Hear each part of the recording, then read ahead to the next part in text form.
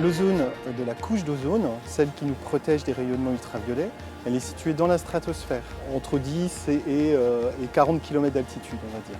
L'ozone qu'on va rencontrer dans les pics de pollution, c'est bien la même molécule, mais comme on la respire directement, comme elle est directement en contact avec les végétaux, etc., elle a un effet qui est plutôt nocif. Et puis cette molécule, elle a aussi une capacité de bloquer le rayonnement infrarouge qui vient de la surface et donc contribuer potentiellement au réchauffement climatique.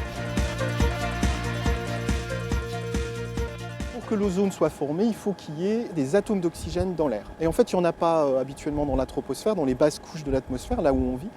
Et par contre, il y a d'autres molécules qui vont être émises, soit par l'activité humaine, soit par des activités naturelles, et qui vont conduire à l'émission de ces atomes d'oxygène et donc à la production d'ozone.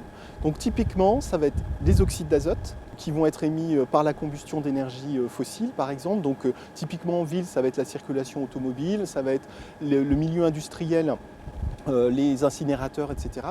Pour qu'il y ait aussi formation de l'ozone, il faut de la lumière, parce que les molécules qui peuvent libérer un atome d'oxygène, elles vont le libérer si elles sont cassées par les rayonnements du soleil.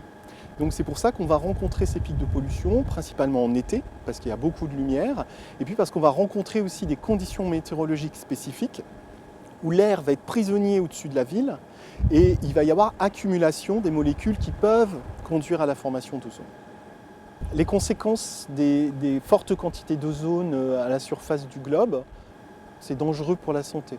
Principalement pour les personnes dites à risque, donc les enfants, les personnes âgées ou les personnes qui ont déjà des problèmes respiratoires. Ensuite, il y a l'aspect climatique. S'il y a plus de pics d'ozone, il y aura donc une contribution potentielle au réchauffement climatique. L'ozone est également nocif pour les végétaux ou les animaux. On a pu voir par exemple des diminutions des rendements agricoles, jusqu'à 20% de la diminution de rendement agricole dans le nord de l'Europe, liée à ces épisodes de pollution à l'ozone plus fréquents.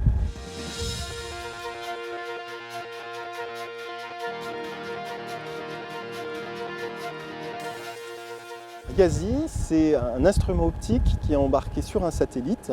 L'intérêt d'YASI, c'est d'avoir une couverture globale de la planète. On va pouvoir avoir par exemple l'information sur la quantité d'ozone qui est à un endroit donné sur Terre au moment où le satellite passe au-dessus. Plus on a de mesures sur du long terme et plus on pourra vérifier que les modèles climatiques, les modèles de chimie atmosphérique qu'on utilise vont nous permettre effectivement de faire des prévisions les plus précises possibles, et c'est de ces prévisions-là que vont découler un certain nombre de décisions, ou en tout cas les conseils que nous scientifiques nous allons donner aux politiques sont basés sur les simulations qu'on vérifie donc à partir des mesures.